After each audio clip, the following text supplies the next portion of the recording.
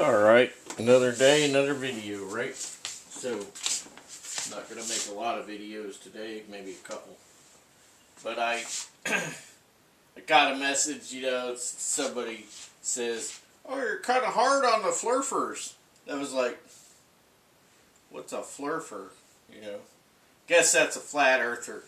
So, I looked at him again, and I was like, well, maybe I was a little bit too harsh, but sometimes I can be that way, right? When I think that I need to get a little bit harsh about something, I'll get that way. But anyway, so I went ahead and deleted those flat earth is baloney videos. Not because they're not baloney, but I mean they are baloney, right? But the flat earth thing is baloney. But I'm going to revisit it. I'll probably just do one video on flat earth stuff and just leave it at that, right? Because we all know it's baloney. So, yeah. We don't want to hurt their little feelings too much, right? So, anyway, come back to that. I'm just trying to think here what I want to do first, right? Well, I guess just have a seat. So I left the stuff up from the flat earth videos because I'm going to go ahead and revisit that. Probably explain it in just a little bit more detail. So hopefully that won't bother you too much. Keep that within view. Because too easy to lose track of time when you're talking. I have a new mug on the way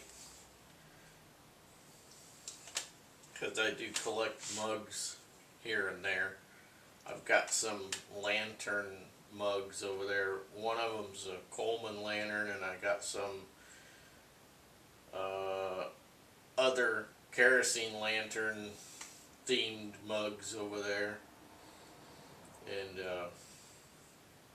of course, you guys know I collect patches, because patches are cheap and whatnot.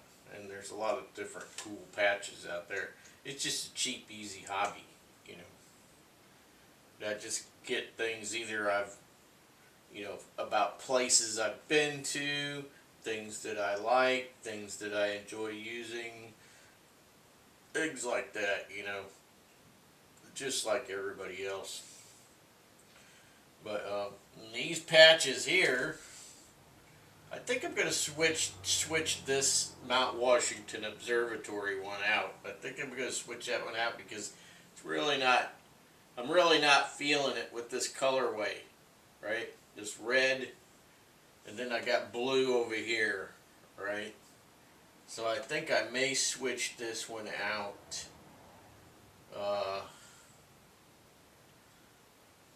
Yeah, definitely may do that. I've got a National Geographic Society one. I might do that. Might. Then I've got the 100th anniversary Roald Amundsen patch. That one might go in there. I'm not sure. You guys decide. 100th anniversary of the, making it to the South Pole by Amundsen, or National Geographic. You guys tell me. So you'll see it in the next week or two. And I get around to changing that out.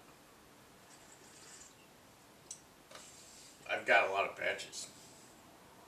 And I've only got so many of these patch panels. I could put these on my pack, these panels, and then that way, let's say you're sponsored by somebody, right? Let's say they want you to take up an insane task and sponsor you. Well, then you've got a place to put their patch. So you could say, hey, this is my sponsor. They're paying for me to do this crazy stuff on their behalf. Because that's the way it works, you know. Anyway, but crazy stuff is fun. It is, you know.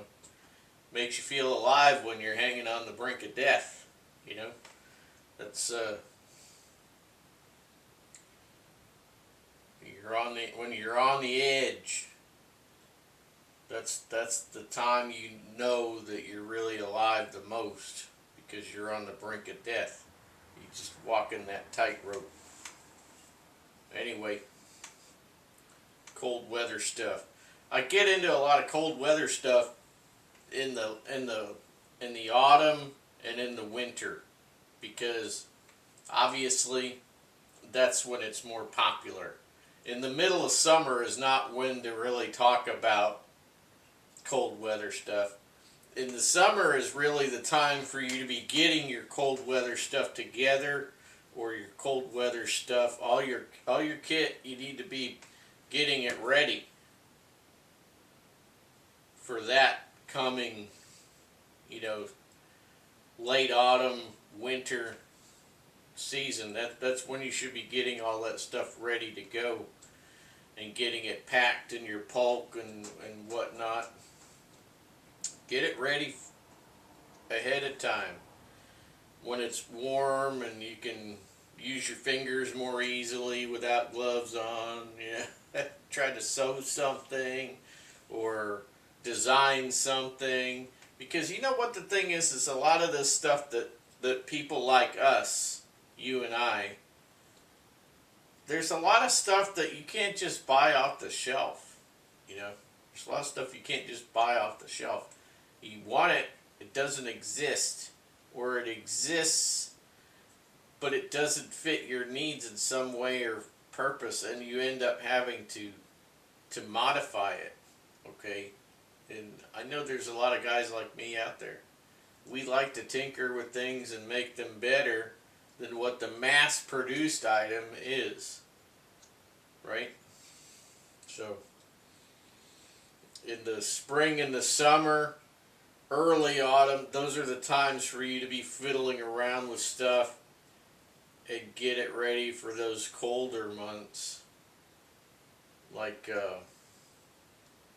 you know, I mean, just here's an example. This is like a super simple thing. It did not take a lot of time, but you know, this bag, this wool bag, this little wool bag, I needed it. I needed it. I didn't just want it, because this is better. This is better than the original bag, which comes with these John E. pocket heaters, right? This is too stifling. It doesn't allow enough oxygen, right? So your John E. can go out.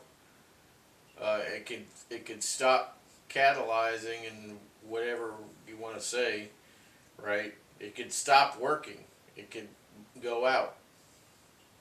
If it's not getting enough oxygen, because we need those three things to make heat, right? Well, a fire, we need heat, fuel, and oxygen. And even though this doesn't have a flame, it still needs oxygen to work, right? So, anyway, put that back over there. And the wool bag, you know, the wool bag, you can see light through it, you know, it's porous. So you're going to get little oxygen molecules, you know, woo, going through there. Okay?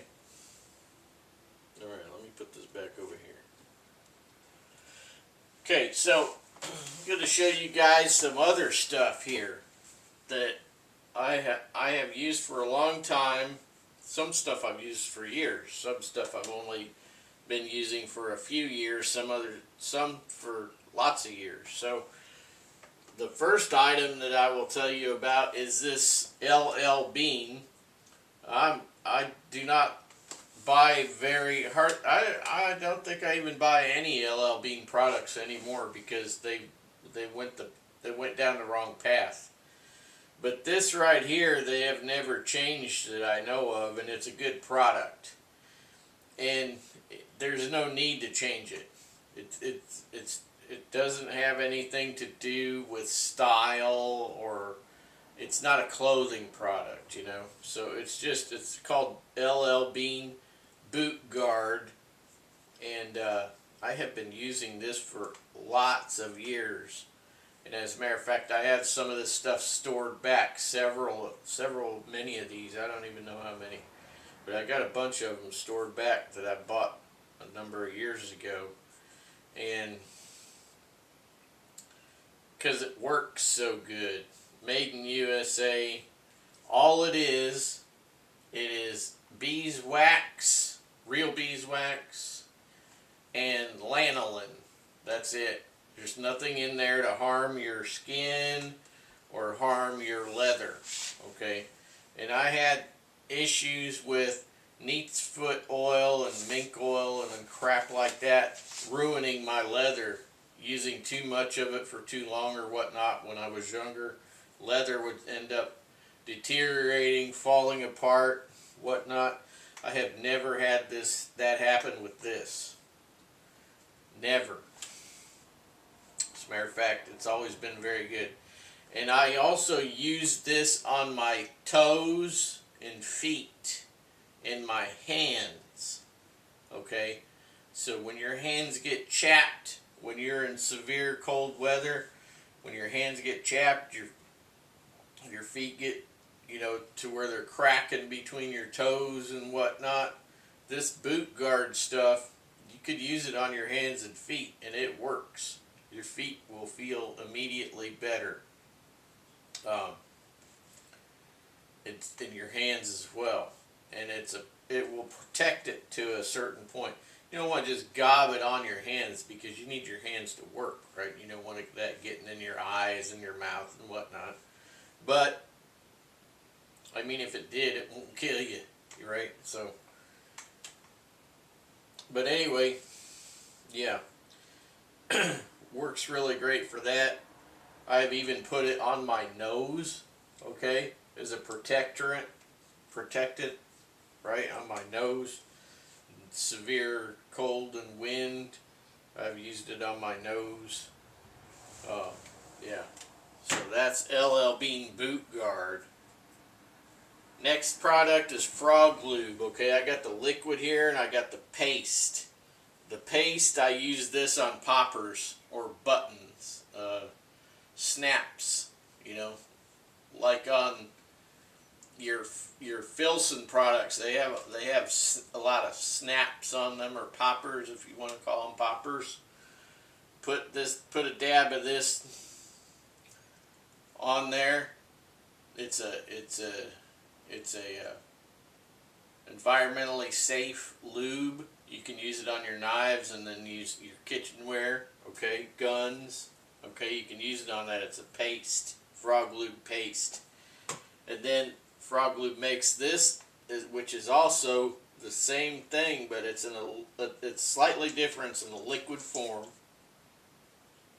But this one's good for extreme. It's actually called Frog Lube Extreme. You can use this on, they say it's quote-unquote green, you know, like environmentally safe, right? So anyway, cleaning, lubricating, rust prevention product, okay. It's non-toxic. Both of these are non-toxic, okay. You can use them on your knives, your guns, whatnot, if you're kitchen utensils. But this one is good for 40 below. So I spray this in locks that are going to be outside in the winter, right? Any lock that I might need to get open and not worry about it freezing up, spray that in there. Frog Lube Extreme. Not a commercial. They didn't give me these products. They didn't pay me anything. I bought them. See you later.